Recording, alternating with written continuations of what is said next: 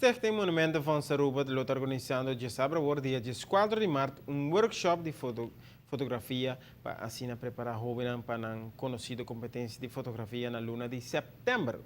Durante a luna de setembro, Stichting Monumenten van Saruba está organizando a 13ª edição de competência de fotografia na caminda nosso monumento não está. O protagonista principal.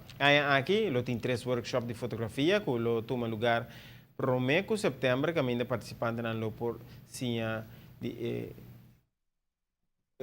comparase e fotografia nan que saca monumento nan maneira de tips nan. É primeiro workshop tá de fotografia de dia e lo tá de sábado work de 4 de março começando por no Bodementa na edifício do Museu Arqueológico na Schelpstraat. O workshop lo tem duração de 4 horas e lo tá conduzir para o fotógrafo Jason Margarita. O workshop está para 16 anos para arriba e não mestre de nenhum tipo de conhecimento de fotografia e tampouco mestre de câmera especial. Pode participar com qualquer câmera que a pessoa tem ou também com seu smartphone ou iPhone ou so.